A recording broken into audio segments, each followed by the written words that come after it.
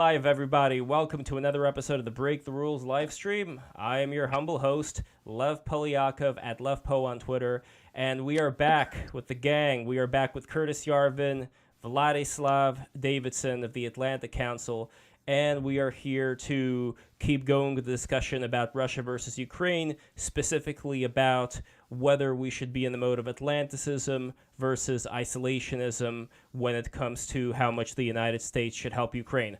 But first, I want to start this off with talking about the recent offensive that's been going on. Some people have been saying like it's not really going that well. Before we dive into the whole NATO thing, I want to get your guys' perspective on what's happening on the ground right now. And Vlad, you're going to be in Ukraine pretty soon. You're going to be in Kiev, so you'll have a better point of view of what's going on. But let us know. Let's start with you, Vlad. And also, don't forget, guys, make sure to like, subscribe, all that good stuff. So, Vlad, take it away. Thank you, Lev. I am glad to be back here with the honorable and gentlemanly Curtis, not a goldy, moldy bug insect of any kind. A gentleman I respect and would like to drink it with in life. I am coming to you live from an airport hotel in the great Polish capital of Warsaw. I'm actually on my way to Ukraine. There's no way to get into Ukraine by plane now, for a very obvious reason, and one has to go through Poland. So everyone who comes to Ukraine now has to take 2 days on the road and 1 night somewhere. It's just impossible to get to any major Ukrainian city without a day somewhere on the road or a night in a hotel. So I'm just in a mid-tier airport business hotel, completely nondescript Zizek. Although I don't allow my students to use the word Zizek in my classes. Zizek are okay. Zizek would say this is the real, as it is completely fake, right? And so I'm going to be back in Kiev, and I will know more about the counteroffensive. But I will give the kind of the I'll give the party line. The counteroffensive is going okay. It's not going great.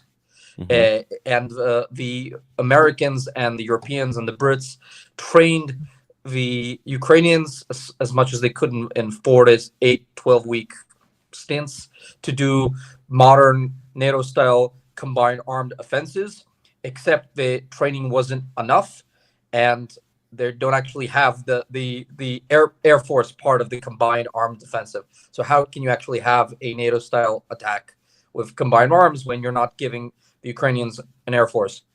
So obviously, without the Air Force component, which makes the doctrinaire NATO assault what it is, the Ukrainians are not doing as well as a NATO army with Air Force would be doing in the situation.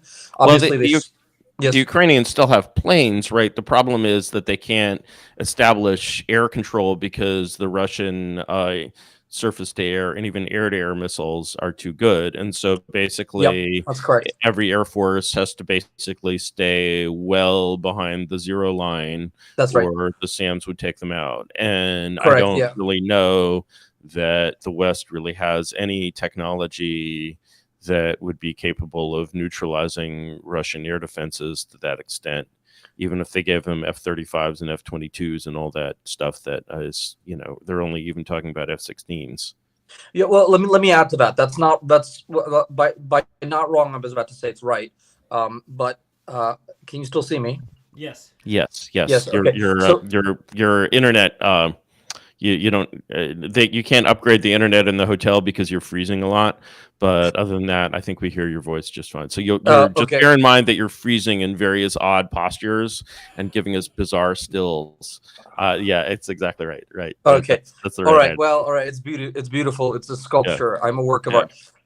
So it's interesting. Even the Ukrainians nor the Russians can operate their air forces in each other's air zones. So the Ukrainians control the airspace, and the Russians cannot take their planes into Ukrainian airspace.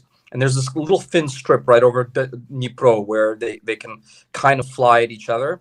And there have been dogfights, but the Ukrainians always lose their dogfights, because 9 times out of 10 on a head-to-head dogfight between a Russian and a Ukrainian plane, the Ukrainian will go down simply because the Russians have a generation more advanced airplanes, like 25 years more advanced, and so the radar on the Ukrainian planes is 1/3 of what you would get on a modern Russian Su like 35 or whatever. And so also the rockets on the side of a Ukrainian fighter, they have to be aimed with a laser pointer, and the Ukrainian pilot has to keep lasering that pointer, pointing that laser on the target, and then they can't just go away. Whereas the Russian plane can lock on, shoot the rocket, and just bank away, and the rocket will guide itself. So in any given situation, the Russian fighter jets will win a dogfight, which is why the Ukrainians don't attempt dogfights anymore. I read the statistics that Ukrainians lost 62 planes. They admit, maybe it's more, but they say they lost 62 planes last year. They've lost 7 this year, which means they've gotten more smart about using them, and they don't send them straight on to fight the Russians.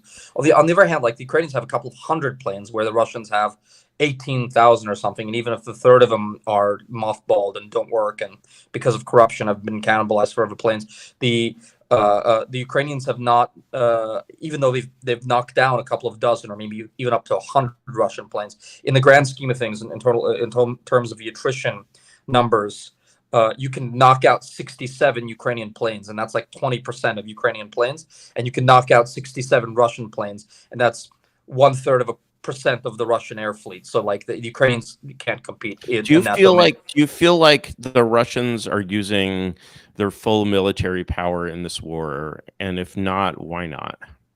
That's a great question. They've mobilized 95% of their ground force capacity. They've definitely used up their tanks, and they've definitely used up at the very beginning, thrown away their most elite VDV and Marine battalions. They're definitely like the Ukrainians have about having defeated the professional Russian army. Now they're going to destroy the amateur Russian army. They're definitely using like 90 to 95% of their ground capacity for troops. They've also thrown in all their artillery, and so many tanks, especially the later model tanks, have been blown up. So they keep taking the older and older T-55s and 62s out of mothballs and warehouses deep inside of Russia. They've not used their air force capacity at all. They've not used, obviously, chemical weapons, and thank God they have not used nukes. They've not used their capacity to carpet bomb Ukrainian cities. That is escalation they could go into. I'm not saying that they should, obviously. That's a prescriptive rather than prescriptive comment. A descriptive rather than prescriptive. I don't want them to do that, clearly. My family and friends live there. So yes, they don't want to lose this war, and they do want to win. And it is an artillery army backed by tanks and like Zhukov style Pion Zerg rushes of infantry, which they're happy to throw away because they don't care about human life. But it's true that they've not used the full brunt of their technology. Yeah, it's interesting. Well, there's also a comment.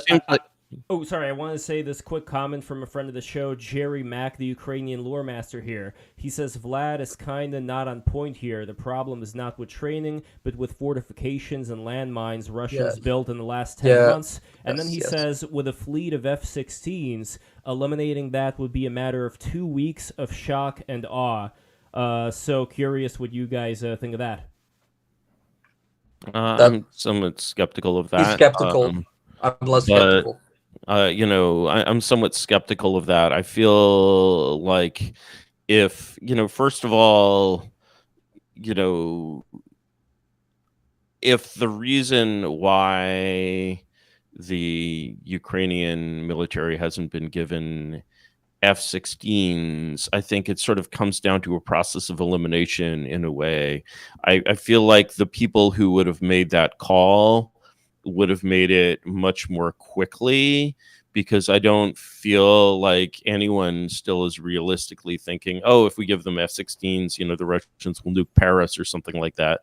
That's really not particularly on the table in terms of like relying on Russian restraint in some sense. And so I feel like people are making that choice because they'd sort of rather kind of keep that in reserve in a sense. There's also a problem that I've read about, which is that the Soviet, one of the things the Ukrainians do is they don't operate their planes from air bases, which are easily hit. They use basically like little roads and stuff and kind of keep moving their planes around and so forth. Right. And the Western planes are basically made to operate from really, really well-groomed airfields. They have a tendency to like suck up shit into their engines. And so I think a lot of the skepticism, and I think this applies to the Abrams tanks as well, is just the worry that, okay, we're going to give them these weapons systems and they're not going to really work, in these sort of very Soviet conditions. And then what? And sort of holding that sort of over as kind of a thing that the Pentagon could do but isn't doing feels more sort of correct. I also, my other question for Vlad is whether, having moved Wagner to Belarus, they expect a Wagner attack from the north. Furthermore, the people who seem to be making progress in their, I guess we could call it a counter-offensive, are the Russians around Kupiansk. And I wonder what you think is going to happen there. Okay, Kupiansk is in play. I don't think Kupiansk is that important, but the Russians are, the Russians are doing less well around Bakhmut. They're doing less well around Zaporizhia. They're doing better around Kupiansk. These are like regional theaters, right? I mean, in the grand scheme of things. Yeah, go ahead. The grand scheme of things is just attritting, to use a word that I'm not really sure attrit is a word. I know attrition is a word, but I'm not sure attrit is a word. Attrit will make attrit a word. Okay. Yeah, I believe the Pentagon has already made attrit a word. Yeah, and, that's right. And they've worded it, they've verbed it, and you know what I see is, or what I sense, not being super close to things, I have to have like an intuitive sense. What I sense is that, first of all, the idea of we're going to basically take these, basically just kind of random, very non-hardcore Ukrainian citizens. I don't know, were the Western trained brigades mainly draftees or mainly volunteers? But they were all green. They were all like non-soldiers, essentially, that were put into these. They're all green. They're all green, right? And some of them were some of them were, to answer your question, some of them were veterans. But the Ukrainians have lost a lot of the guys who actually had a lot of combat experience. That's right. That's right. They've lost a lot of those guys, probably as much as 60-70%. I mean, no one's going to give you numbers because no one has them. But my intuition, like yours, is that 60-70% of the hardcore guys who have 6, 7, 8 years experience. Right. And so you're starting to rely on just like softer forces. Draftees, draftees. And, the Russians have this problem to some extent. The Russians but I also think when the Russians mobilize people, frankly, they're mobilizing a lot of people who are kind of just harder people from like areas of Russia, the Sibir, that are just more third worldy. And so these guys are able to endure, even if they're draftees, they're able to endure a little more than some like computer programmer from Kyiv, right? And the computer programmers who are going to volunteered to go.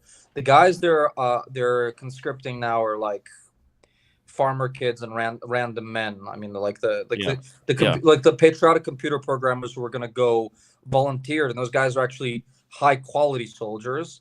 The guys who are getting drafted now are taken off the streets, or just conscripted everybody. Random. But I mean, the Ukrainian, the Ukrainian regime. I don't want to say the Ukraine, because when Lev said help the Ukraine, I objectively what NATO has done to the Ukraine over the last 2 years is it's decimated the Ukraine. With friends like this, right? But would it be better if the Russians just took over the entire country? Of course, you'd have 500,000 people alive who are dead. All right, now we got to get into this. Different bunch of like tracksuited corrupt thugs. Okay, wait. Okay, guys.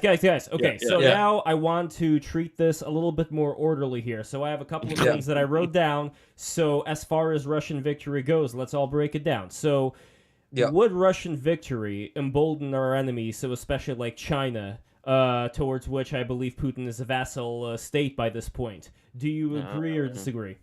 Yes. And Curtis You says no. agree or disagree?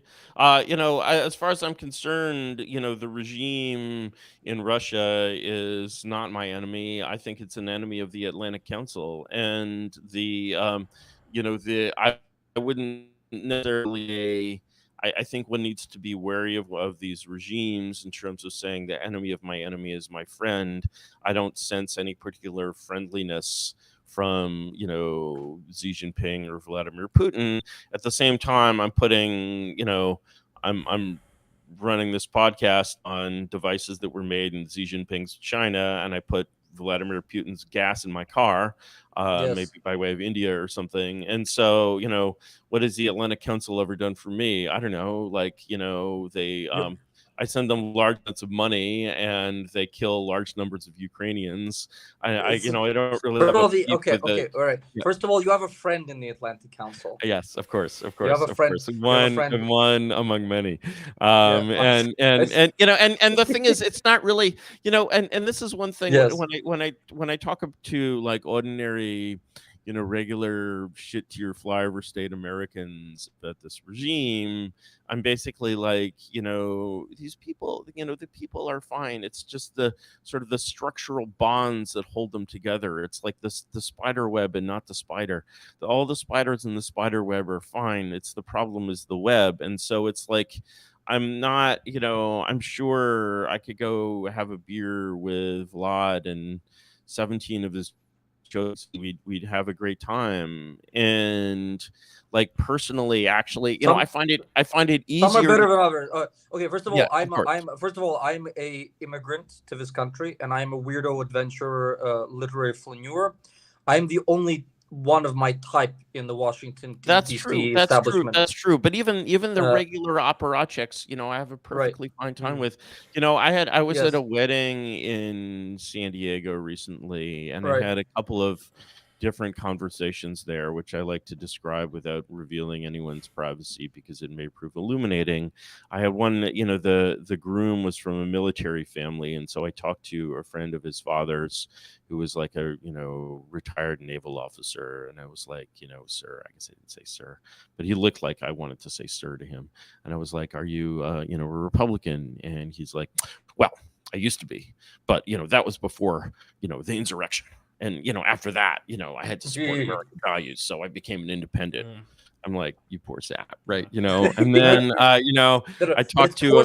But poor saps like that have babies, that go to church, that pay taxes. I know, they're your cattle. They're your cattle. No, I want to make sure, though, that we don't get into the... word for, like, tax cattle. But then, I talked to one of the groomsmen, who is a political commentator for NBC, Jewish person, Hebraic extraction, whatever, and maybe it's the shared heritage or whatever. But I talked to this guy for like an hour, and I didn't know if he knew me from Adam. It's a little weird when you're just like asking like in a serious sense. You're like, do you know who I am? Right?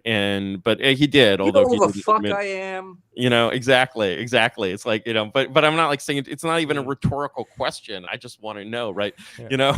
And like it's just a matter of the context there. Right. Yeah, but now we're looking at the anatomy of these people. Like we're looking at the anatomy. In any case, I can talk to a guy like this for an hour, and it's perfectly pleasant, and we we maybe disagree about what ought to be done in various ways, but in terms of the way the world is and the way the world works and like what is actually going on, we agree perfectly. We live in the same reality, whereas this poor like naval sap is just living in some like deranged cartoon of like 18th century like America, which actually not only are we no longer 18th century America, what he thinks was 18th century America actually bears no resemblance to the real 18th century America. Like this man is living in a fantasy, whereas it's good. That's neat. This NBC Jew is completely living in reality, right? And so it's easier for me to speak to the journalist who is nominally my enemy, then, you know, or certainly, you know, part of my, not my enemy, you know, Yeah, well, Vlad's not your enemy.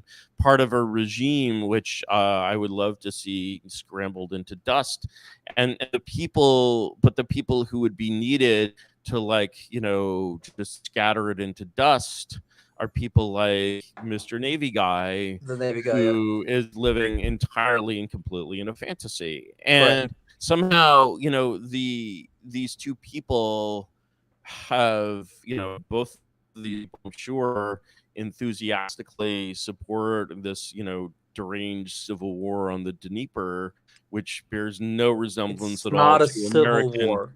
Which bears no resemblance at all to any kind of American interests. And the only thing it seems to have done for Eastern Europe is just, you know, kill 500,000 people and destroy a lot of shit and leave the place in ruins.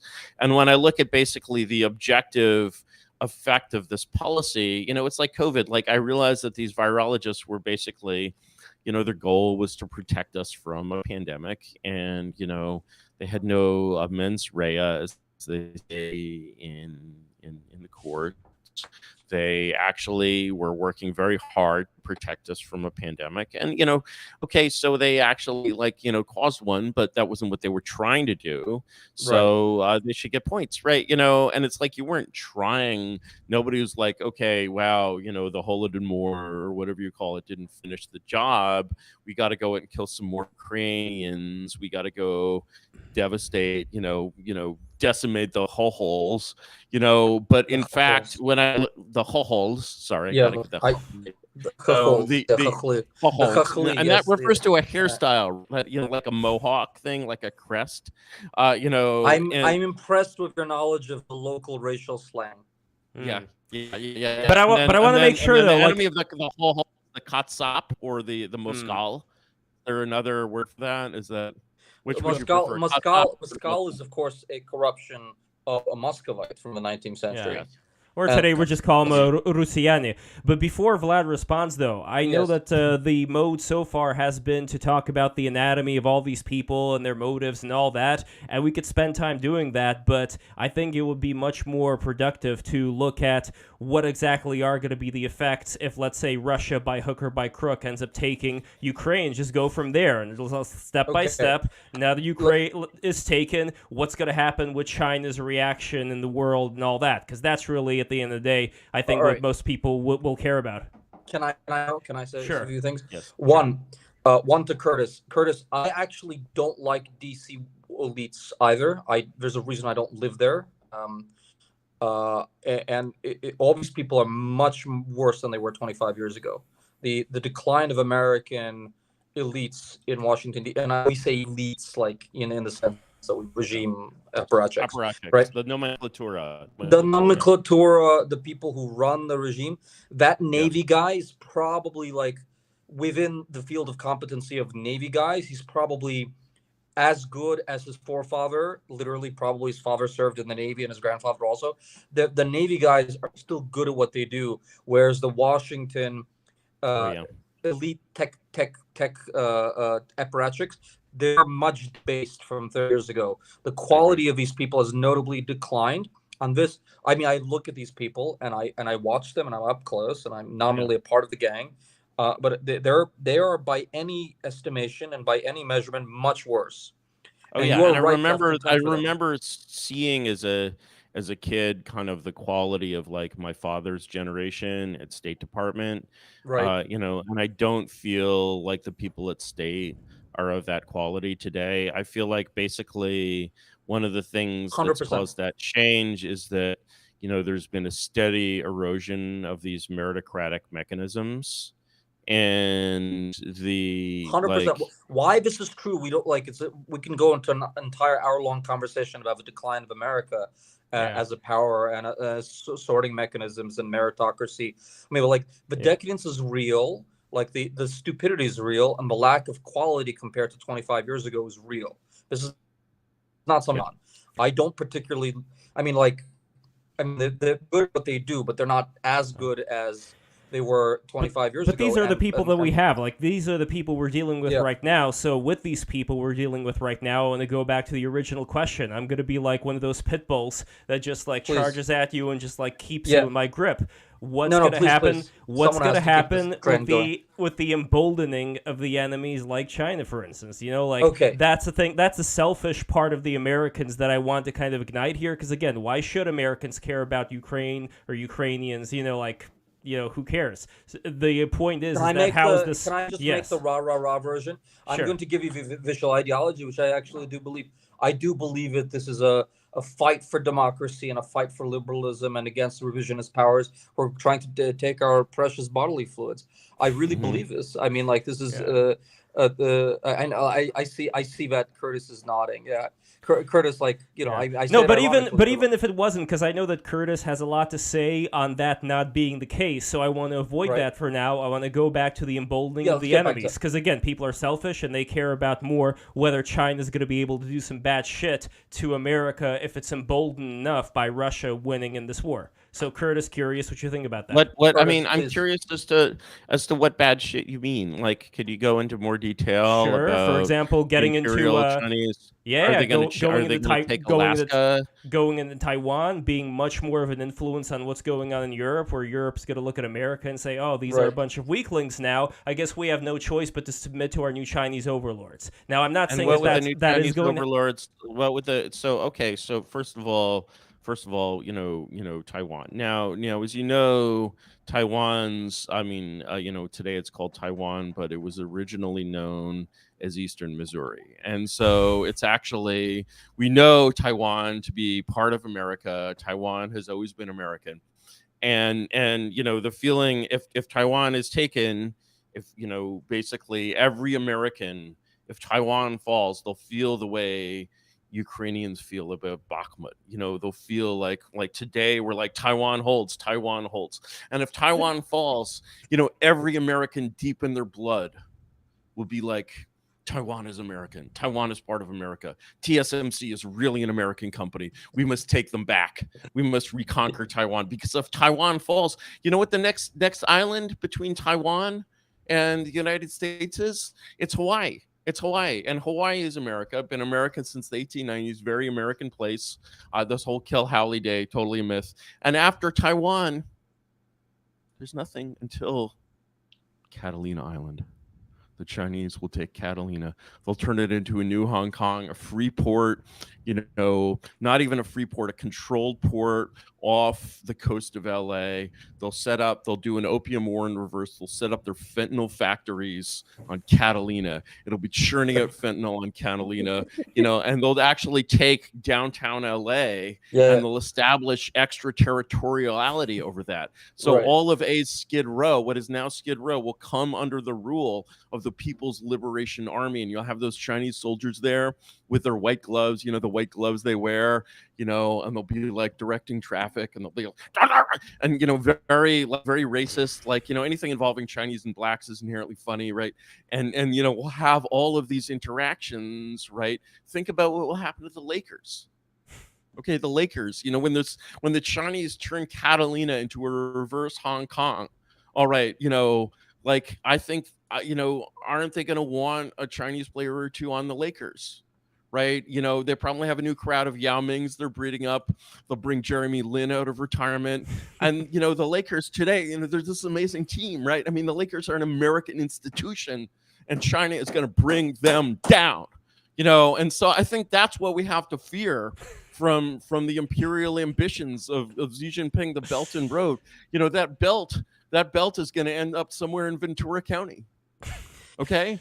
So, like, you know, that was a beautiful monologue. Yeah. All right, Vlad. Now your counter to just as serious as Curtis was. What is your counter to what Curtis we should is very fear pleased from himself, as he should be. China I mean, here. you should take that on the road. You should take that show on the road. I'd pay good money. People should pay good money to watch you talk about Xi Jinping should pay good money, but sorry, go on. You know, he has money actually. You know, he has money, just not for this. But I mean, yeah. I mean, you wouldn't do well in the world to get on the propaganda, the Chinese propaganda train. You would do better not to do. Propaganda is terrible. No, they should hire I mean, actually, Russian foreign propaganda is terrible, but like Chinese It's so foreign funny. propaganda It's so is a funny. whole You're about to nother say level this. of terrible. They're just like, America is treating Taiwan like George Floyd, and I'm just like, I don't even know what to do with that, right?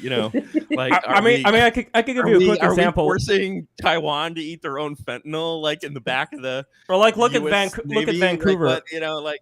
Well, look at Vancouver, right? for instance. There was a story recently about this Vancouver hospital, how this lady went there with depression, and the doctor there recommended her to do the MAID program. And for those who don't know, that's the assisted suicide program. When I see that, I see a little bit of Maoist China starting to creep in to... do you think that's actually Trudeau's... a Chinese program? Do you think that the Chinese are actually like, we're actually going to just convince all the Canadians to do MAID, and then we're going to take over that rich Vancouver real estate? I think there's going to be a lot more of this lack of respect for these humanity. Are just like these are like, I think that under a Chinese dictatorship. I think that MAID, I don't see anything like MAID in China, right? And I feel like actually when you talk about, okay, wow, the Chinese are going to like take over, like, Western Europe, like, do you know about Paris syndrome? Have you heard the phrase Paris syndrome? It's something that happens to Chinese people when they go to Paris, and realize that it's actually a third world country in many respects, so imagine if the Chinese, like, parts of it, yeah, Vlad lives there. And not the part I live in. Yeah, exactly. Not the part you live in. Segregation is good. We all know this, right? And they in Europe, they do segregation much better because they actually, put the underclass in the shitty real estate, and kept the good old cities for themselves, right? That's right. But imagine, okay, China gains some influence in Paris. Suddenly they're like, hey, you know what? We can cure Paris syndrome. We can fix this, right? We can treat the banlieues the way we've treated the Uyghurs, and they're basically like, we don't want that. We don't want that. Okay. Why so don't let me try to be respond clear? to that. Be clear. Say it in French, maybe. Like, why you don't want that? Why it would be bad to pacify the banlieues? I was just I risk. You buy your drugs there. Admit it. You buy your drugs there. Like, come on. Let's be honest. Let's be real. That's the one thing the Atlantic Council doesn't allow me to joke about. Like the HR department continuously has a case open against me. They take their dope very seriously, the Atlantic Council, and seriously, Atlantic Council, great institution. Like we're right. Okay, right. No, I mean I love the Atlantic Council, and I'm very grateful for the support for my career. Blah blah blah blah blah. No, I am. I mean, and they don't want to think anyone at the Atlantic Council is on crack because they're. I'm on far less crack than Hunter Biden. Than anyone else. Exactly. The problem is, if you just look objectively at the Atlantic Council, it seems that they would be on crack, and then there's this whole association, the Ukraine, Hunter Biden, cocaine in the White House, all this stuff, and so it's just kind of like it's too close to home. It's just too close to home.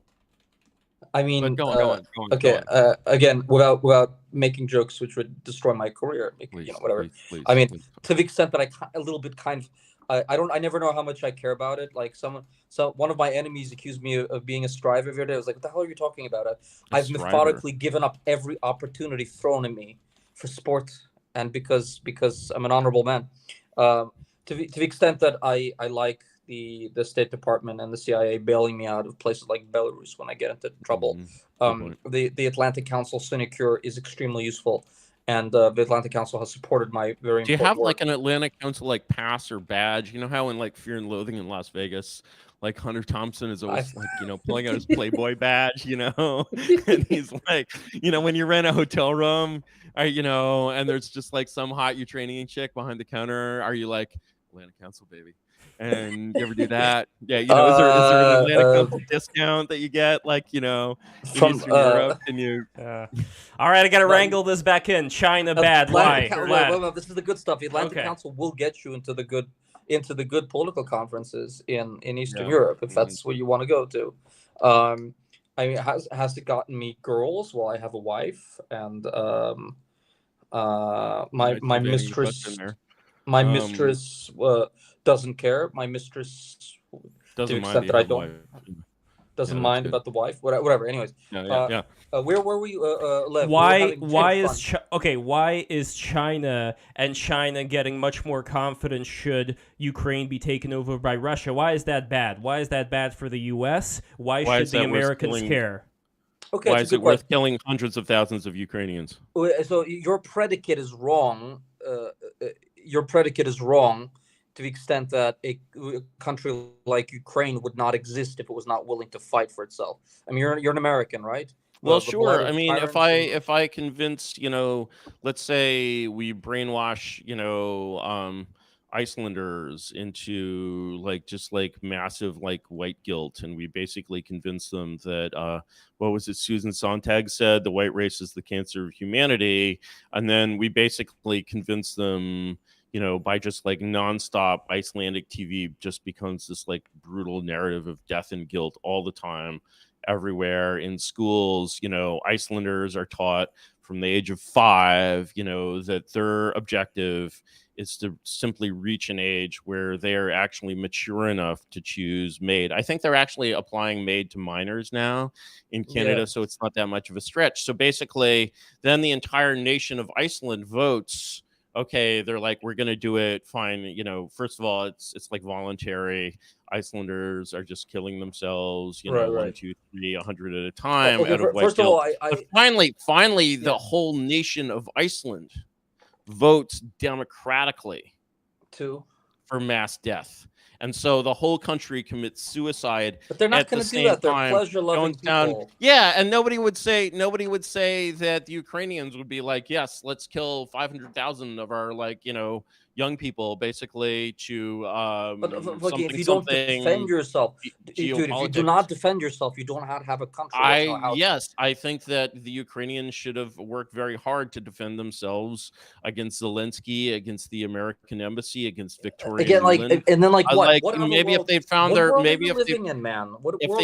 real enemies and actually defended themselves against their real enemies, maybe a lot more of them would be alive today. I was reading in the Times basically recently about the number of important than number of honor, freedom, amputations, justice, not justice. Yeah, you sound like a Nazi, man. I don't know, honor and freedom. Honor and freedom. Tell that to freedom! Are you ready to go to the movie? I was reading about the number of amputations. The number of amputations of Ukrainian limbs approaches the number of amputated limbs in France in World War I. You just have this you ever go and whose fault is this, my friend? Whose fault is this? Yes, it's America's fault because America basically brainwashed them into Can I just say this without being attacked? That's moral retardation of the highest order. Moral retardation of the highest order. It seems to me that you basically had a trolley problem where in one side of the trolley just kept going straight and the uniform of the trolley conductor changed.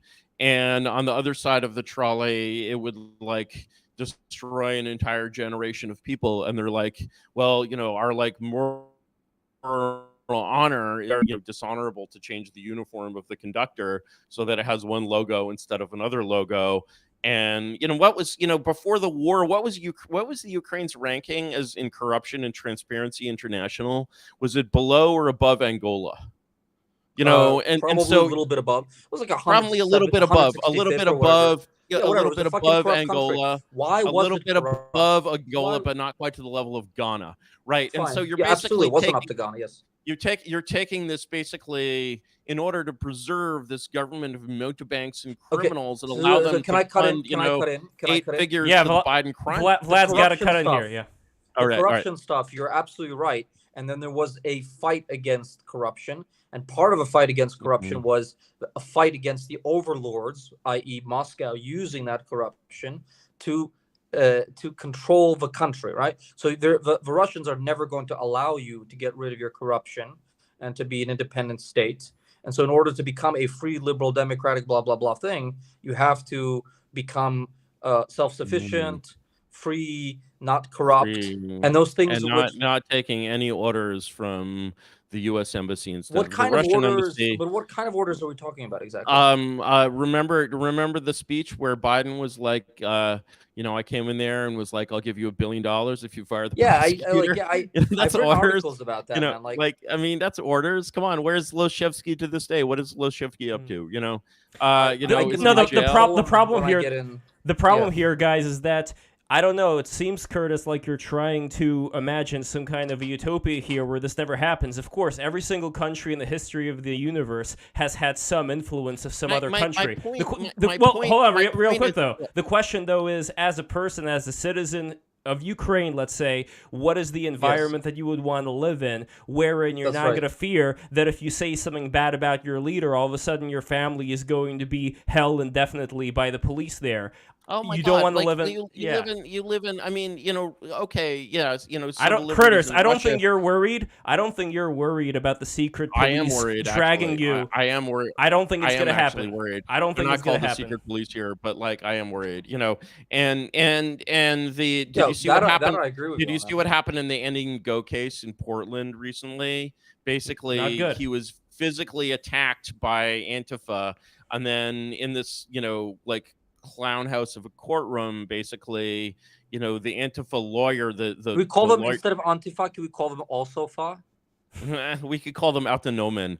I don't actually even like to use the, let's use the German word because I hesitate. I call them sweet friends in my latest post, which I like. These sweet friends go into the courtroom and basically defend themselves in this suit against this attack. And the lawyer for the friends literally threatens the jurors and is like, I will remember each one of your faces. What? And they get off, right? And so actually, no, this is a pretty scary country. Have you heard of a guy named Ricky Vaughn? And the Douglas Mackey, and the in jail for tweeting. We need less of that. When I was in the UK, when I was in the UK the other day, I was speaking to someone who's basically literally facing 14 years in prison for a joke tweet from 6 years ago. Okay, so basically, first of all, the idea. So let me finish because I'm sort of what I'm trying to do is basically when I focus. People love to talk in terms of when they talk about governments and politics, they love to talk in terms of abstractions. So they talk about freedom, democracy, all building socialism. Oh wait, that was a different one. And basically, if we strip away these abstractions and we say, okay, you have a simple trolley problem. Either you leave the trolley on the tracks and you don't overthrow the Ukrainian government in 2014 unconstitutionally, then you have. And they started firing. Dude, they started firing. Into the crowd. Have you've seen the investigations of that? You know about the snipers who were. I mean, The investigations were it's all nonsense. I see motive, propensity, and opportunity. Moreover, let's not forget that in January 6th. Also, you had a murder of at least one, totally unarmed, unnecessary demonstrator that that death is used routinely to legitimate the regime. And so, the point is that, forget even whether this was a legitimate government overthrow or an illegitimate regime change is irrelevant to me. The point is basically when I compare, what is the result of these political effects in this country, I see that by choosing this one regime, the regime we have now, is extensively beholden to powers to its west.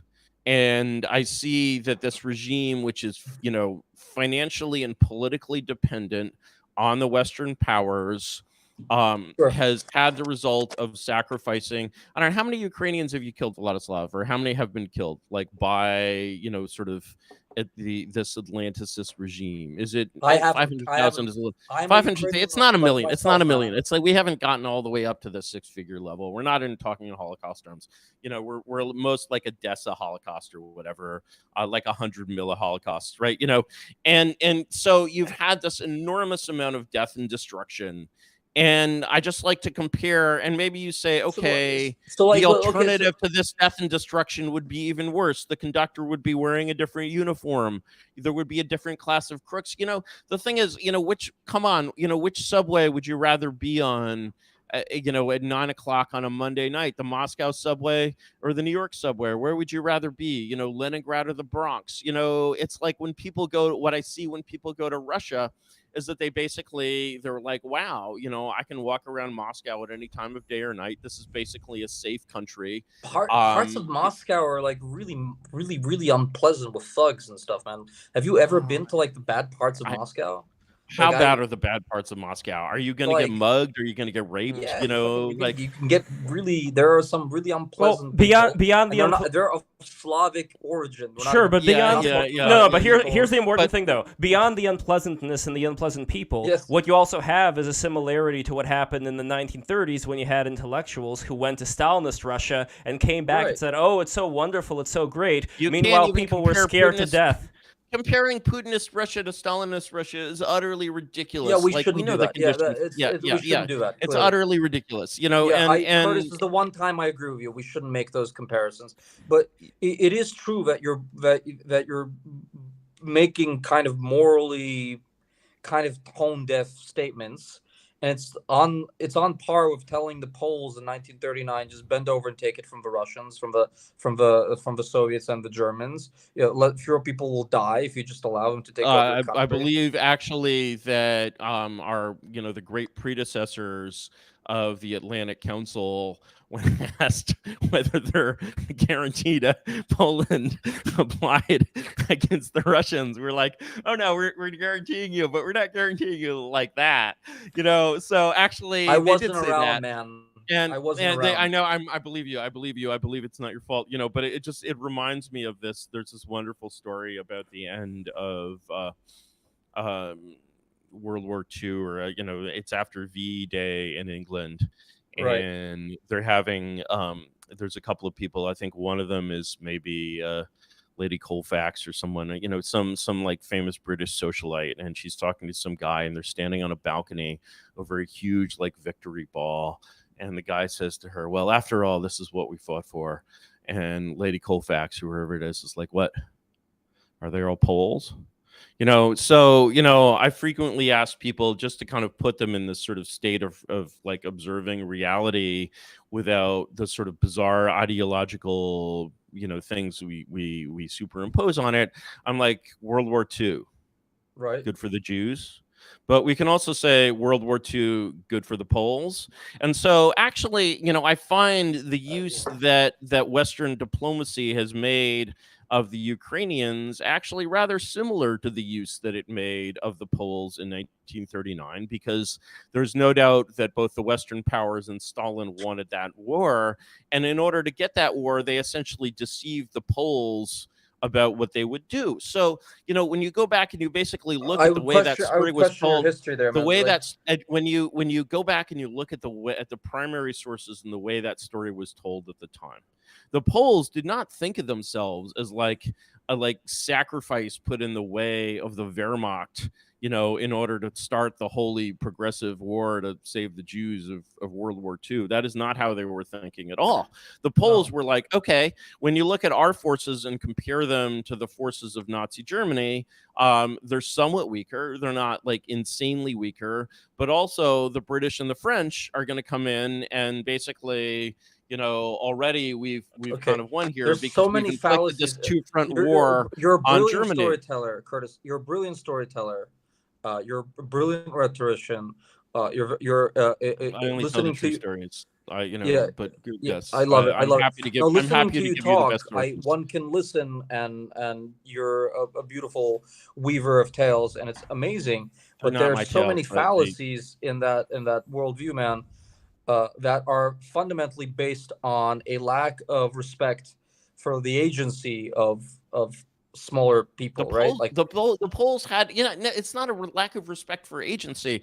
The polls had, if you look at, first of all, if you look at, Colonel Beck and, Joseph Beck, the like Polish leader, basically, I what was his remember party back, yes, called? What was his party called? It was Pilsudski's party, essentially. it But was the Pilsudski's Senate, people, yeah, yeah. yeah, But yeah. Pilsudski never would have made that mistake. It was the Sanitation Party. It had this weird name, and it wasn't the Sanitation Party, but it kind of sounds like that. And they were, first of all, that was they were not they were nothing like pro-Semitic. They were extremely nationalistic. That party, they were Yeah, fine, but anti-Semitic, they were and the thing is, 1930s hard right conservative, yeah, like yeah. So pseudo the thing is, fascist nationalists, right? the point is not that they had, no agency.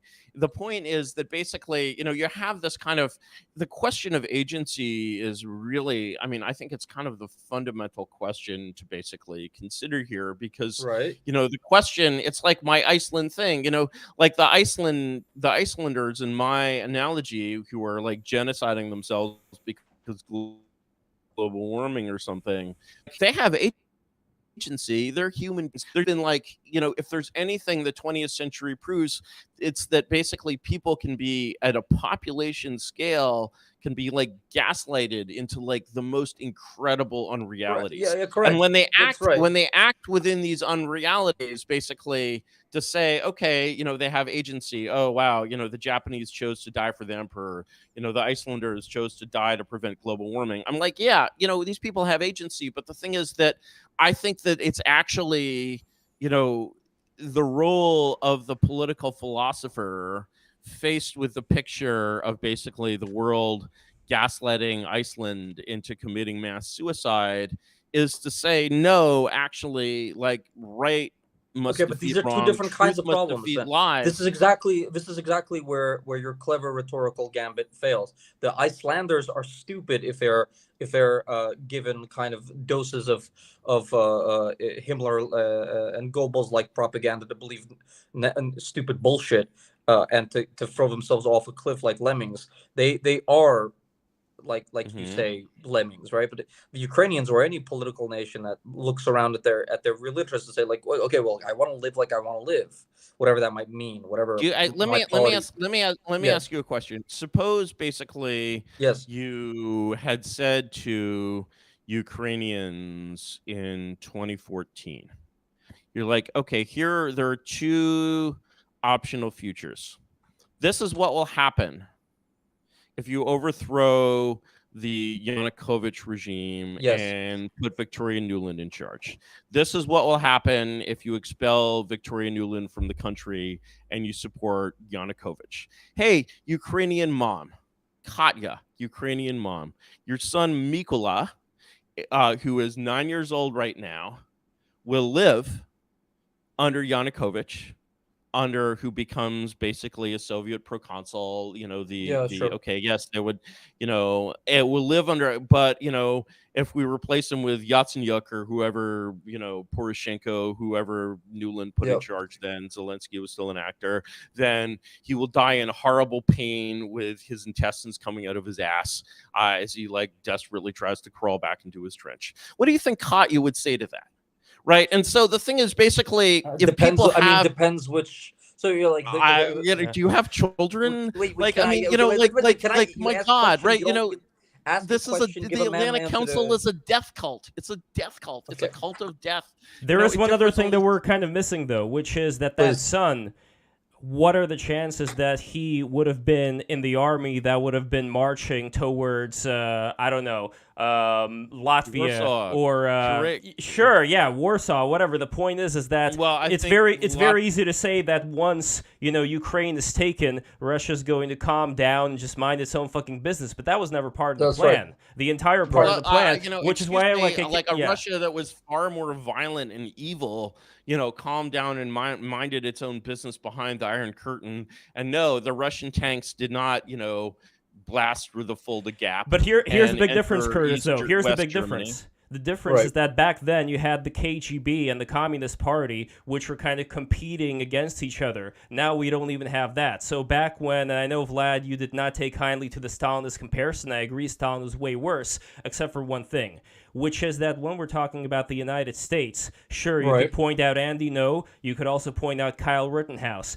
In your wildest dreams, would you ever have a Kyle Rittenhouse verdict like you had in the United States in Russia? And that goes back to the idea of No. what is the nature of the government that rules you? How That's right. does that whole thing work? And are people going to want to be in that government? That number one, 100%. it's not going to 100%. stay as it is. It's going to keep expanding because the Russian Oh my people God! wanted If to you expand. can imagine the way the French, I think I might have said this the last time, but of course, the last time the Russians were in Russia's in Paris, yes. was obviously 1815, and that's where the word bistro comes from. Paris, And they seems were to have ruled by survived that. Europeans back But then. when- Russia was a when- European power back then. Russia is still a European. No, power. it's They're not. It's- apes, monkeys, and orcs. Yeah, they're pretty close to it. They're pretty fucking close to it. I'm glad we could get that full out Ukrainian nationalist This is racism coming out now. This is the and- only way you can be racist as a member of the Atlantic Council. Yeah, is it's to call against my orcs. own Slavic people orcs. Orcs, As a orcs. Slav,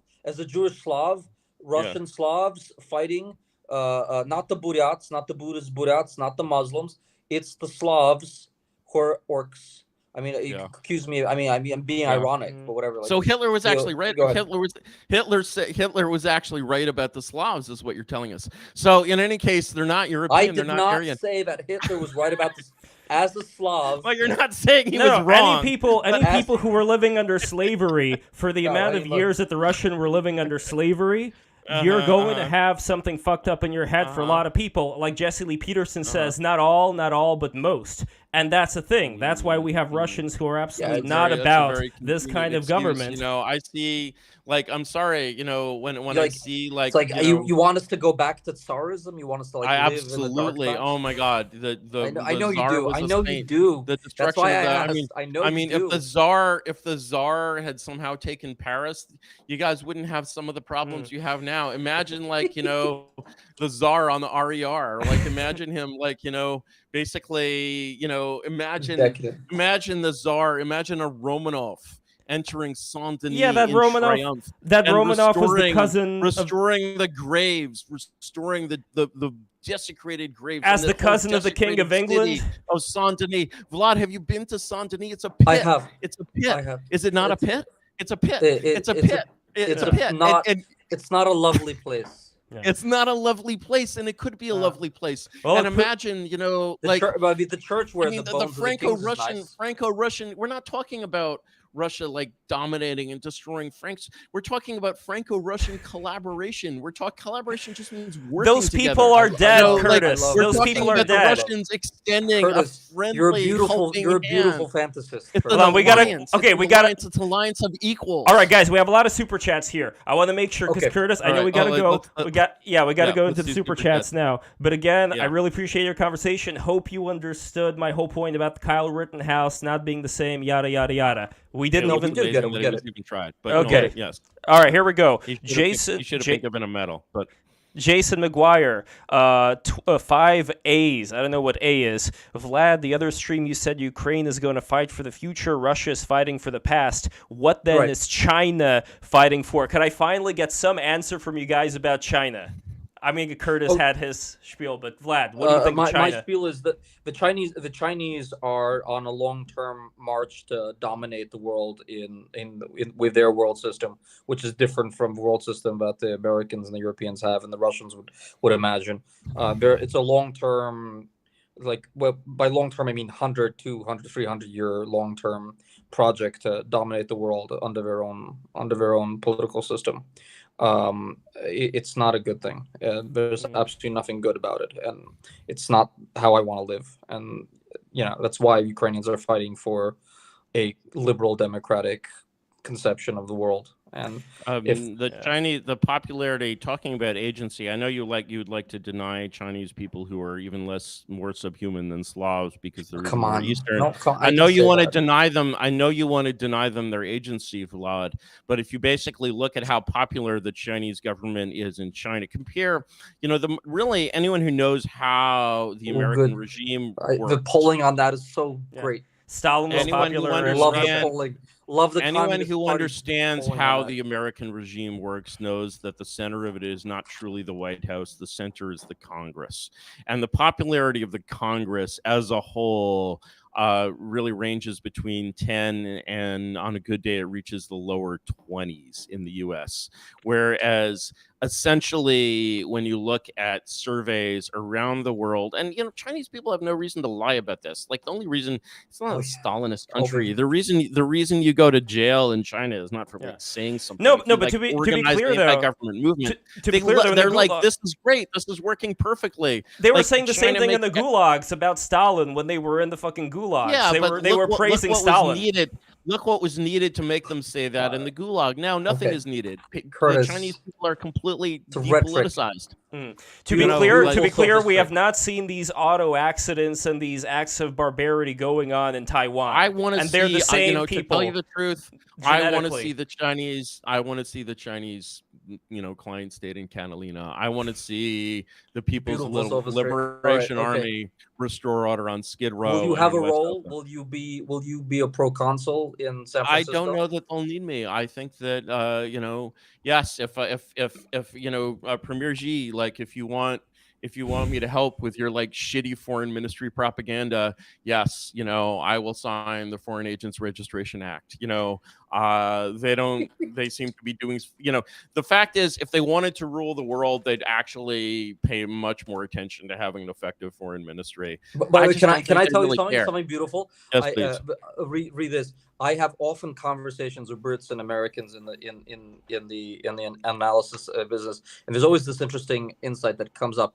The Russians are actually pretty good at propaganda, not internally and for the third world, for the South, not for the West, but they're pretty good at propaganda. And the Chinese are what they're really good at is mobilizing their diasporas abroad in Australia, in America, in Canada. And that's so all the real terrible at propaganda. They're terrible. Their propaganda is completely terrible, but they're good at mobilizing for espionage and all sorts of nasty, malicious things. They're huge diasporas. So all the people in my world who are thinking about these things, they think that the Russians and the Chinese, if only they could become hybrids, and the Russians could teach the Chinese good propaganda, and the Chinese could teach the Russians. Are they afraid of this, or do they want it to happen? This sounds like a really new take on the yellow peril, Vlad. I do not use the word yellow peril, you racist. All right, next super chat here. Next super chat from a New Way Forward wonderful BTR patron, 1999. Time to break the rules. Curtis, Vlad, how many honeypot hookers has the CIA sent after you? Any good stories? The CIA would never... I don't think they have that capability, like not since like the 40s or something. I would. No, Operation Midnight Climax. That was the 60s when they were giving LSD to Johns in San Francisco. I would look. I wouldn't talk about that. I don't think they're that creative or that amusing. No, they're just bureaucrats. It's terrible. They're just bureaucrats. The Russians are very good at this. The Russians actually love going through your porn history to figure out what kind of girl you like. And they send you a honeypot based on your porn history. Did you know this, Curtis?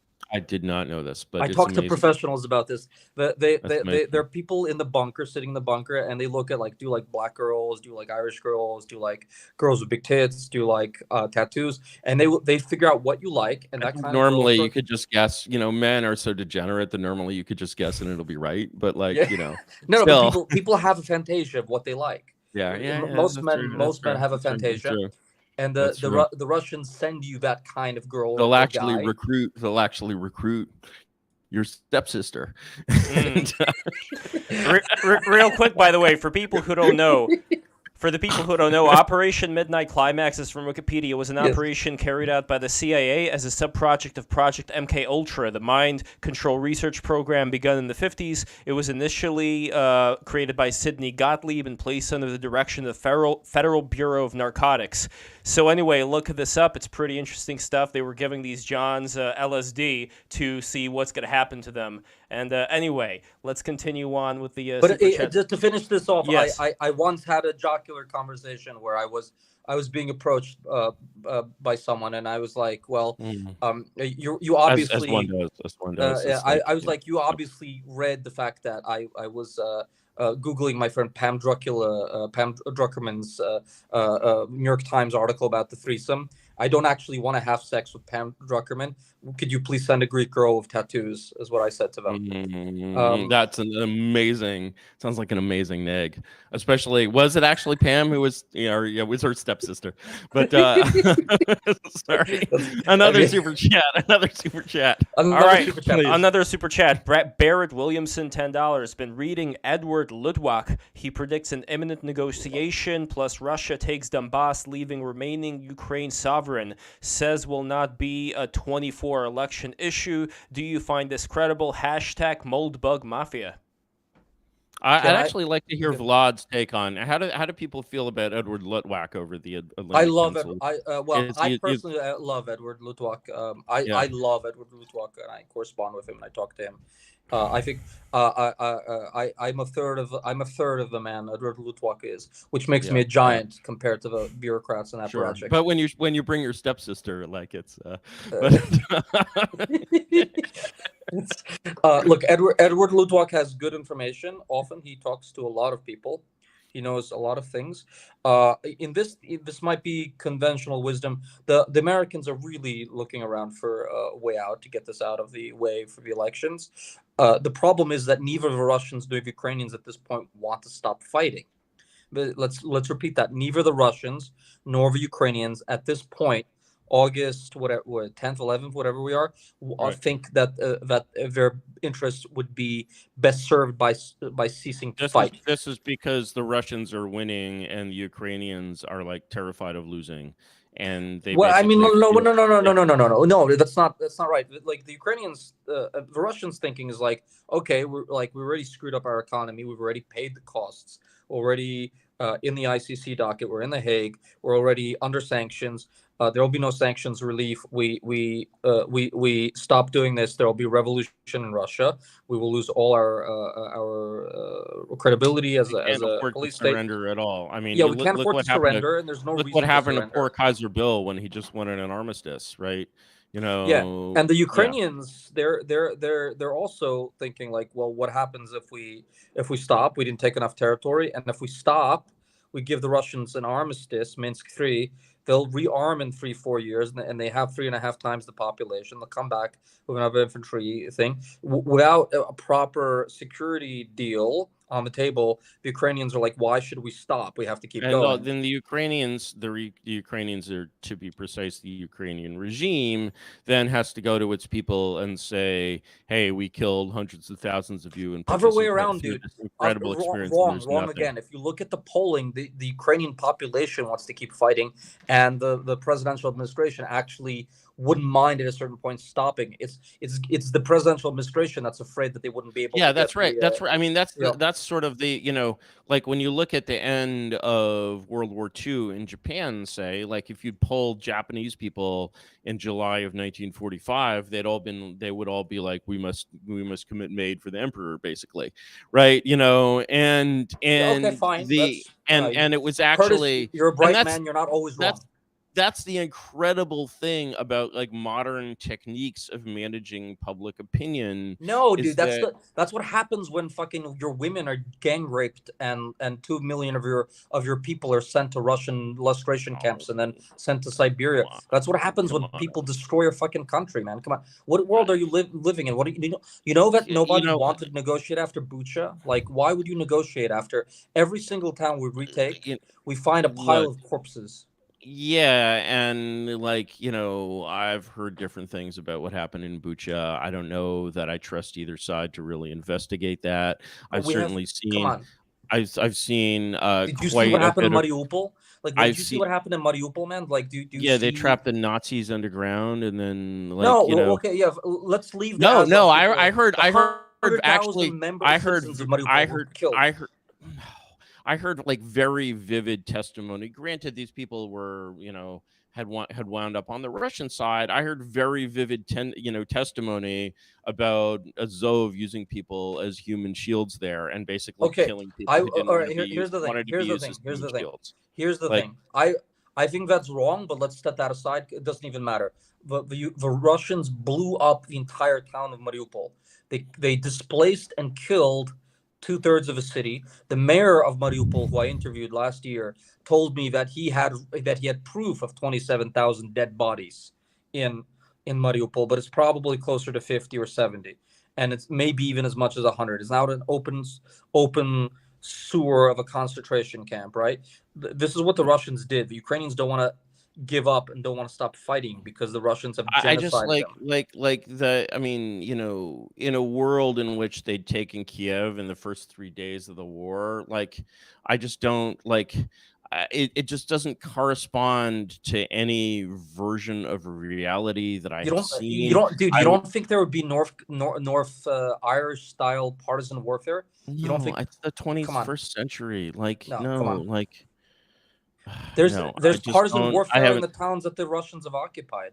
Yeah. The SBU is paying like freaking terrorists to go assassinate people with car bombs. That's real. Are they terrorists? Or are they I don't terrorists, know. Are they terrorists or are they freedom fighters? As you know, right. Having one man's terrorists is heroes, another man's freedom fighters. Yeah, they're heroes assassinating civilians with car bombs. All right, next. They're super not chat. civilians. Next question. Next super chat. We have Glow in the Dark. $20. I think that Ukraine won't win. In all honesty, I think Ukraine and NATO has been dancing to Russia's tune for the past year or so. I have a sense of foreboding that Ukraine is about to be beaten in a few months' time. Mark my words. Thoughts? Nah, I mean, like, beaten how? Like, are we going to use nuclear weapons on Ukraine? I mean, like, no, I think the Chinese take note of that. I think one front or another will just get softer and softer until you're kind of pushing past defensive positions more and more aggressively. I see, like, the Curtis, do you want the Russians to win? Of course. Why? Because I want the Russians to win because the effect of a Russian victory on the American national security state and thus on the state around it will be tremendous. And I'm an American. And I want the Russians to win because then the war will be over and people will stop being killed. I want the Russians to win. The war's not going to be over until the Russians leave, and the Ukrainians are going to go into the Russians. Look, they probably said that in Georgia too. The Ukrainians are going to go to the Georgians are going to go to the forests in Georgia and fight. The Chechens are going to go to the forests in Chechnya to fight. Are Ukrainians Chechens? I don't think they're Chechens. First of all, you can go to we have a lot Grozny. of Chechens who I've hung out and drunk with on our side. But here's the thing. Unlike the Chechens and the Georgians, the Ukrainians have the demographic potential to resist. The Georgians are 3 million people. Like, it's a tiny little country. It's like the size of It's the size of half of New Jersey. The Germans had the demographic potential to resist after 1945. Did you see any of that? Like, I mean, it's actually like, this sort of myth, the whole American establishment fell so completely in love with revolution in the 20th century. They just loved to sponsor revolution, to do revolutions in other countries. Revolutions, and man. All of the attempts to do this, in communist countries just ended extremely rapidly in failure. Look at all the people that the CIA tried to parachute into the Ukraine. There was a substantial come on, man. There was a substantial extent to all that shit happened. But here's the thing. Again, Ukrainians have agency about the kind of country they want to live in, and like even if that wasn't the case, why do you want the Russians to win? They're fucking genocidal fascists at this point, and it's a dictatorship, and it's not a charming dictatorship. It's like a dictatorship. Well, there's also a third thing that isn't being mentioned here, which is the strange idea that once Ukraine is Well, Like, remember when the Russians tried democracy? Remember the 1990s in Russia? How'd that work out, right? I mean, well, like that was overdetermined about how traumatized the country was and how badly they screwed up the transition. And it was actually to capitalism. getting pretty good by around the time that we left, and they paid off the debt. But anyway, going back to the most important part of this whole thing, though, Please. is if Russia ends up taking Ukraine, I really doubt, with Putin's own words, talking about how his fight is not against Ukraine, it's against NATO, and it's to retake a lot of these lost territories of the Russian Empire. And Sure. that was the original question of this entire stream. At what point does it get very inconvenient for the Americans as far as what's going to happen with Russia eventually going from one place to another and taking more territory? Say we have to dissolve. Sorry to interrupt. Curtis would say we have to dissolve NATO and just go home and isolate.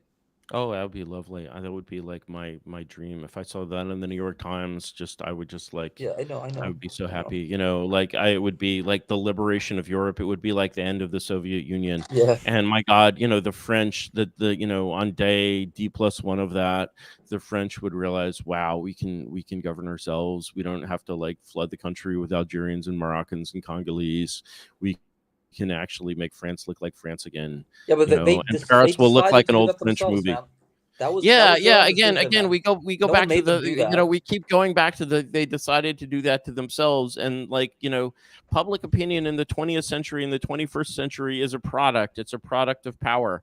You can say in my Iceland it wasn't example, even a decision, man. It was just like it was a series of policy choices that just were made by inertia and as an outcome of decolonization. well, and, I like, think if you saw the State Department cables on the subject, and we saw some of them, thanks to dear Julian Assange, who, for some reason, despite this being a free country and everything, is rotting in jail. When you read the cables sent by the U.S. Embassy in Paris, and basically how seriously the U.S. Embassy in Paris takes promoting, diversity and pride and all that great stuff. I think that you might change your mind a little bit about agency. And, I mean, the question of like what makes soft power is still power, man.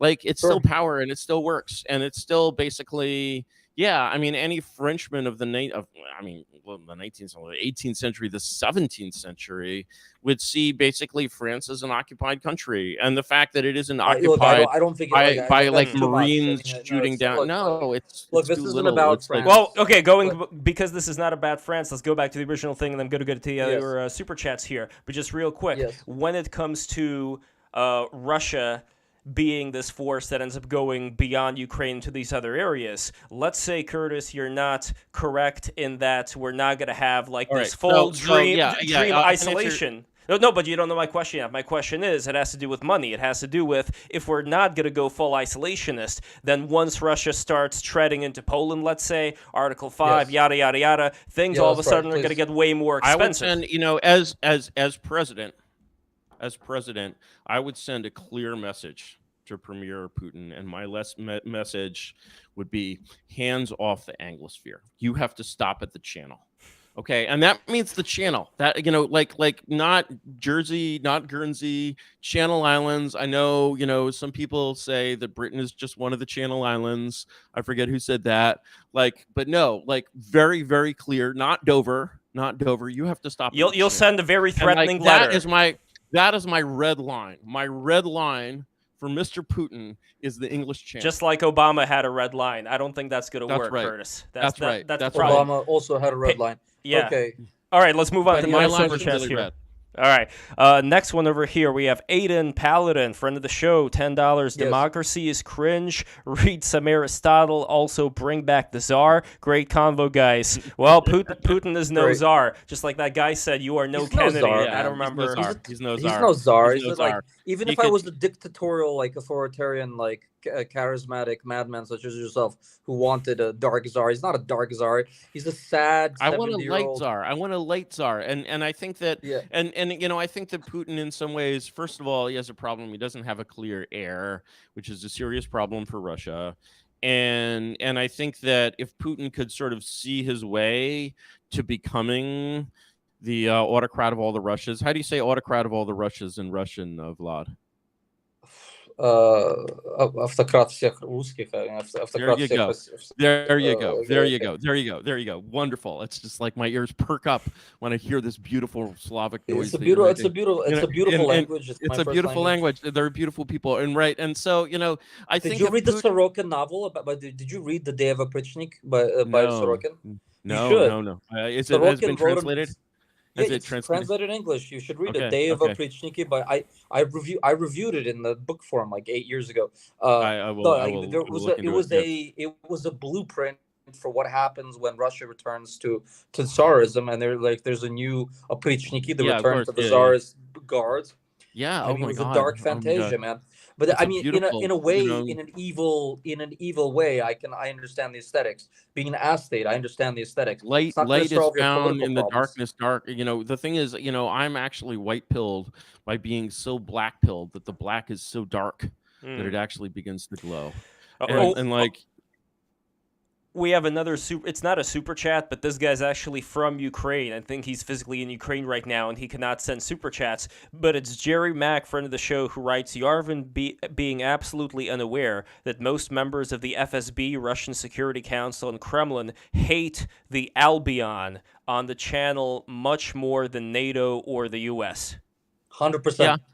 Let them hate so long as they fear. All right, next super chat. We're almost done here, guys. Donnie, I will defend Albion, fucked up though it may be. Yeah, everybody read that book, Albion Seed. It's really good. Donnie DeWitt, 1999, Gray Mirror sub here. Mr. Yarvin, can you expand on your idea of an integrated oracle and how it and LLMs can be used effectively in a neo-cameralist system /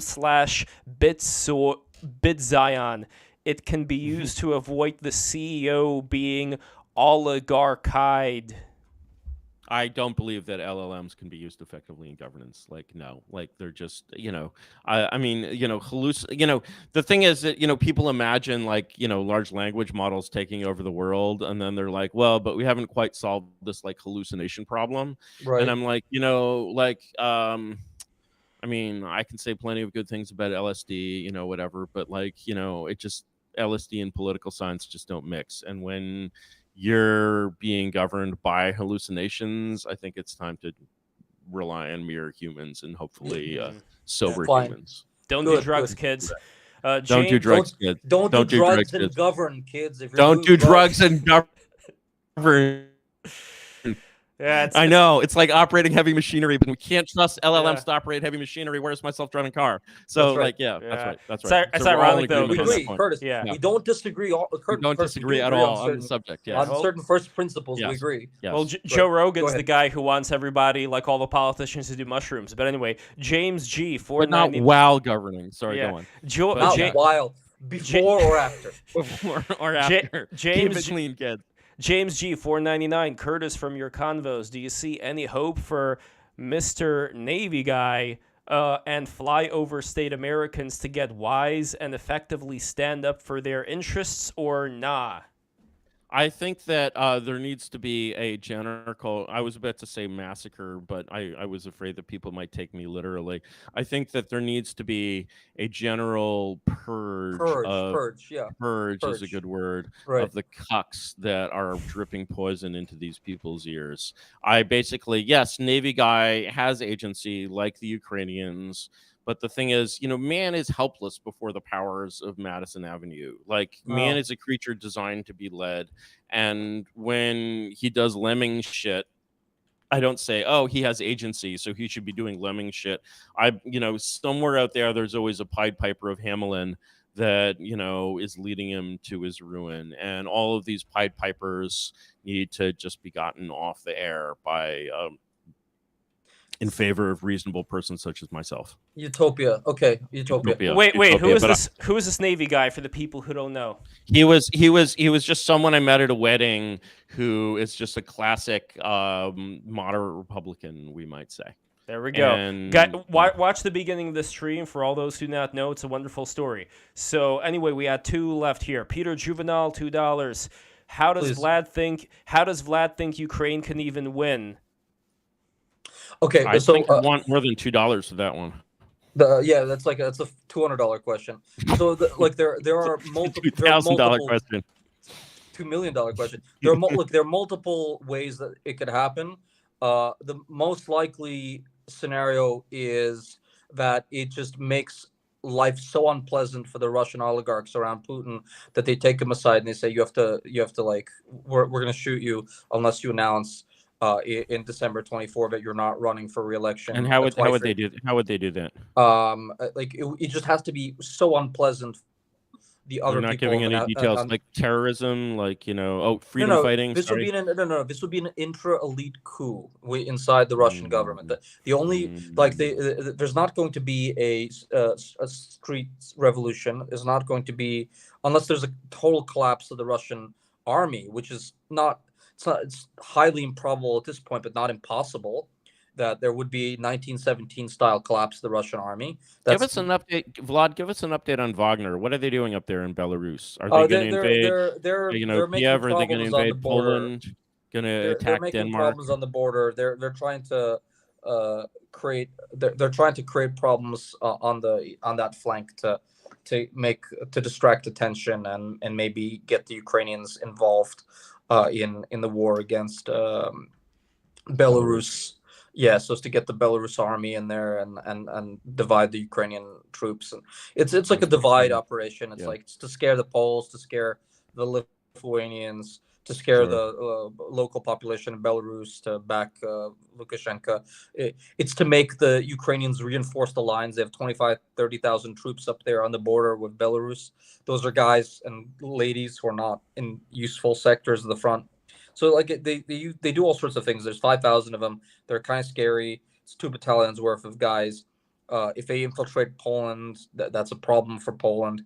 So that's the answer. But just to get back to the how I also want Wagner. Wagner needs to stop at the channel. So just, hey, Wagner, if you're listening, don't mess with Dover. But sorry, don't mess with Dover. Okay, so. Best case scenario for the counteroffensive of the Ukrainians, which isn't happening yet, is that the Ukrainians are now bombarding Russian missile systems. They're attriting, that's a verb now, the logistics. They're blowing up train tracks. They're blowing up warehouses, barracks, that kind of stuff.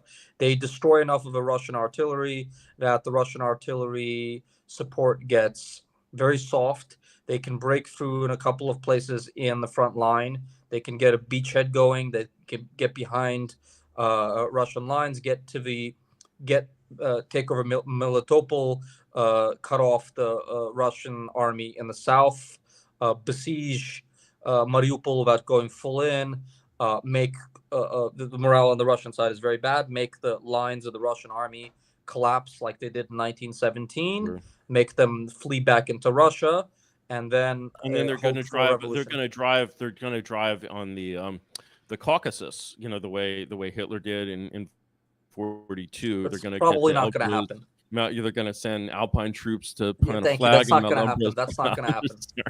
I know what you're doing here. I see what you're doing. I see what you're doing. Good sir.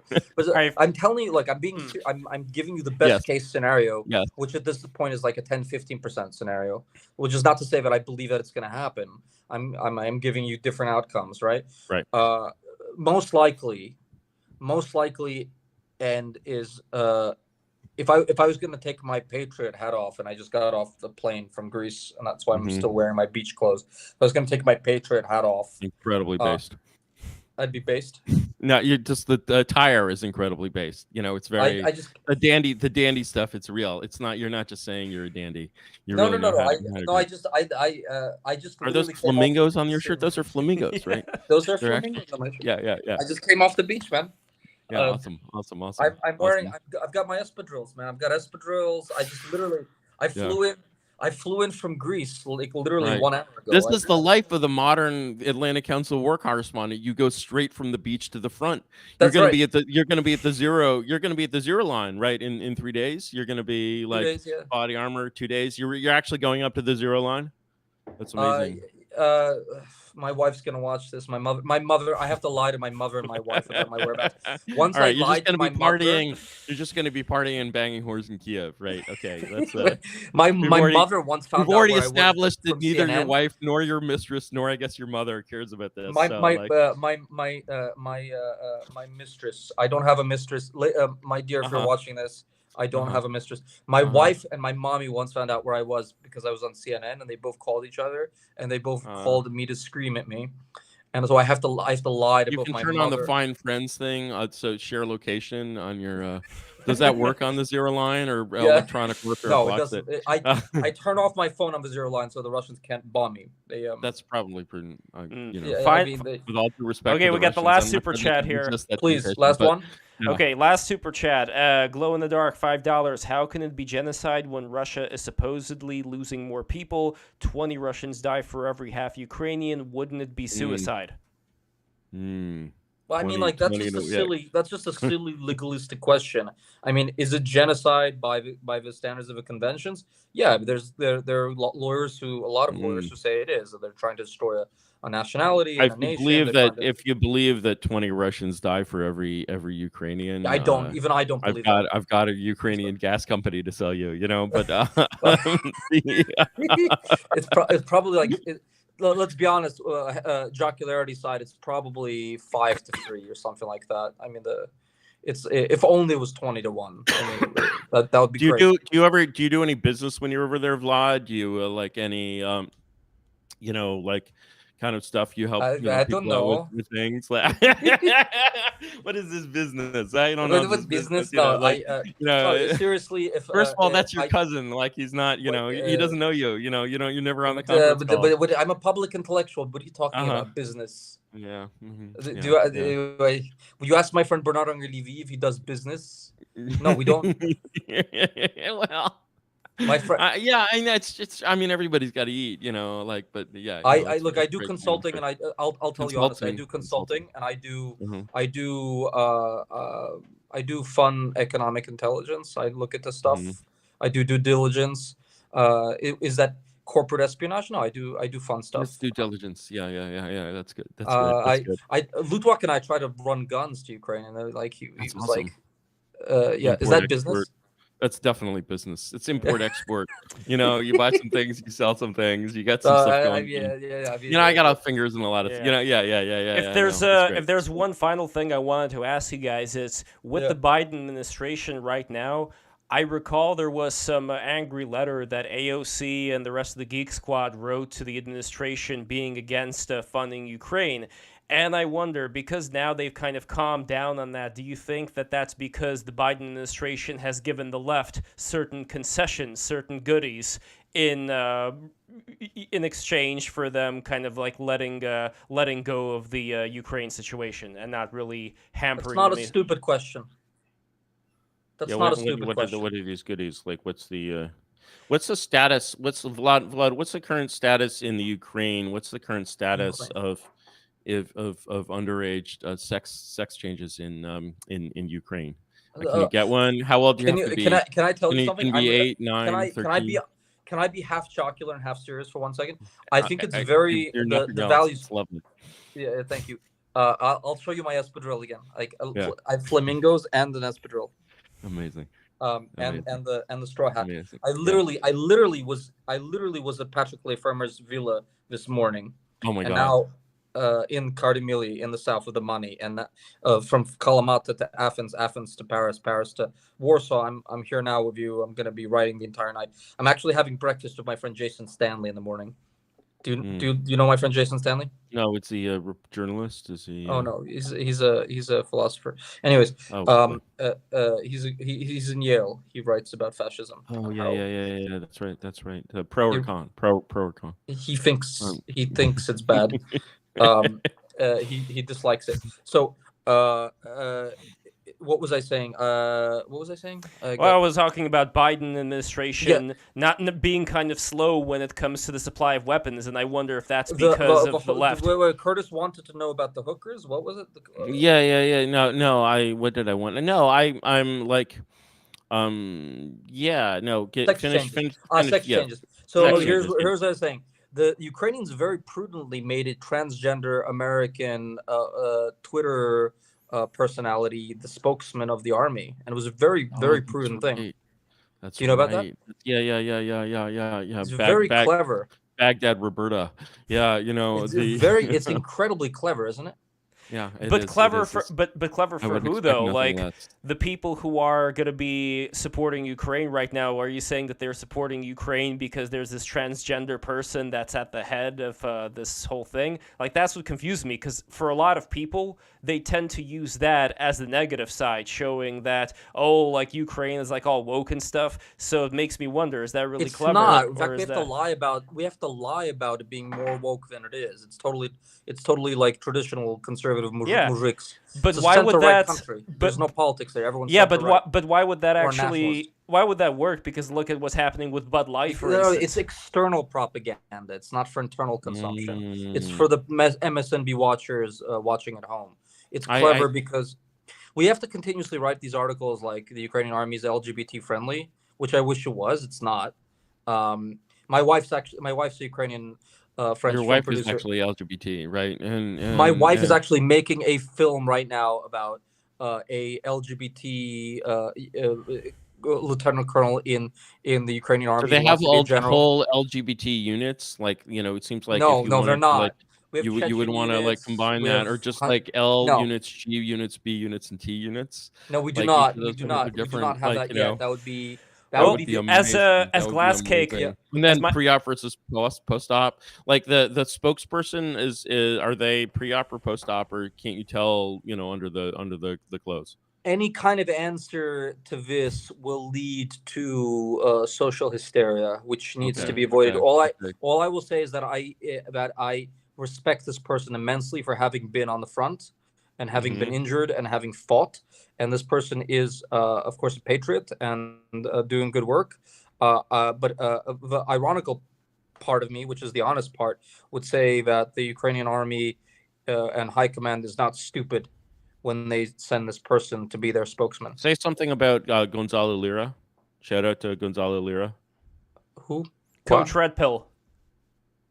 Remember he was an American in the Ukraine, and he was broadcasting anti-Ukrainian propaganda, and he was arrested by the SBU, and then he tried to reach the border, and he sent out some tweets, and it was like, and then I don't know anything about this story. I'm sorry. I'd love it if you could find Gonzalo and maybe bring him on the next edition. In wartime, all sorts of internal enemies under martial law get martial lawed. Yeah. But just just real quick over here, Glass Cake, who's a friend of the show, says the woke crowd don't care about Ukraine, and that's the other thing here. I don't know if this is a great trade-off. Like all the time that is put into showing like how woke a lot of the Ukrainian troops are. What may end up happening is you may end up having that be used against you, where the people look at the war effort and say, why would I align myself with Globo Homo and all of that stuff? And that way you end up actually losing a lot more potential allies. Whereas if you spoke to these people and you told them about what I've been calling the Ukrainian wheel of democracy, aka the Sonnenrad, I think that you could actually, really, I mean, they should be trying to get more support from the Bronze Age pervert crowd, basically for Azov and all these people with their they would love Bronze Age pervert would love the Azov cock. I mean, I think he loves actually both sides, but I think he loves Wagner as well. Yeah, they're all Slavic brothers. Curtis, really, do you think I can get Bap on Break the Rules? What do you think? Do you think he'd want to come on? Hard. He doesn't face docs. He doesn't face. No, we don't have to face docs. He could just use his nudist bodybuilder avatar, and that should be fine. He could even voice doc. He could even voice modulate like Zero HP does. But anyway, we do have one final super chat though. While we were talking, well, okay, two real quick. Donnie DeWitt $4.99 finished reading Charles Fid's Hook's 2 books. It's very amusing how similar he is to Kurt's take on John Ruskin, Do All Governments End in People Equals Assets? And then final one, John Wolfe, 20 euros. Will Yarvin put out a guidebook on how his ideology can become real life? That's it, guys. No more super chats. Thank you very much. Please, any Curtis, responses to that? those. I think he means George Fitzhugh for the first. Very amusing 19th century writer, George Fitzhugh. Highly recommended, sort of the Hunter S. Thompson of the Confederacy. And the answer to the second question is yes. All right, and before we go, guys, I also have a Substack, levslens.com. Here is the link to my latest article called Elon's Mark of the Beast, How Online Tribal Identification and Reactionary Contrarianism Perpetuates Animalistic Ignorance. It talks about Elon Musk. Animalistic ignorance, exactly, the NPC mentality. Guys, check it out. It's really good. I think you're going to be impressed. And patreon.com/breaktherules. Become a patron today. Recently, there was a great event with Jason Johnny around the Dime Square scene, which Curtis, you're very familiar with, and we're going to be having a lot more of those events. I hope that both of you guys get to come down there in October and do a live event in New York City. But if you guys become... Hell yeah, if you guys become $20 patrons, you are going to get VIP access to meet these two wonderful... Well, if you guys are all right with it, to meet these two wonderful people before the show starts, as well as other guests. Yeah, October, as well as other guests that we're going to have. I'm in Morocco, I think the 16th to the 23rd, and then... I was planning on being in the East Coast in the Boston area around the start of October, so... Start of October is possible. Start of October, first week, second week, yeah. I'll be back from the front. I'll be nicely toasted. Assuming you survive, of course. God's on my side, right? God's on your side. There you go. Yeah, exactly. Thank you very much, everyone. You can find my Substack at graymirror.substack.com. That's Gray with an A, the American way. Excellent. And Vlad? Thank you. Thank you, gents. Always a lot of fun. Curtis, we do agree on some things. We don't agree on other things. We agree that we must meet in person and drink heavily. Absolutely. They got alcohol there. They got alcohol, so you guys are in luck. Gents, buy my book, From Odessa with Love. I have a new book. Literally, my next book is called The Birth of a Political Nation, Jews and Ukrainians, How Much They Love Each Other. You think I'm joking? I hope it has the Ukrainian Wheel of Democracy on the cover. It has a wonderful painting of a Jew on a tricycle by my friend of blessed memory, Alexander Voitbird, who died at the age of 59, who's a wonderful Jew and a wonderful Ukrainian nationalist who died 2 years ago of COVID and liver failure because he lived a great life, a great, wonderful life. And The Birth of a Political Nation, you can get it out from Columbia University Press and Ibidin Verlag. It's out on Amazon. I look if you die with miles still on your liver, have you really lived? All right, guys. Wonderful show, and I'll catch you next time. Thank you, Curtis. Bye-bye. Make sure to like, subscribe, click the bell, all that good stuff. Check you guys later.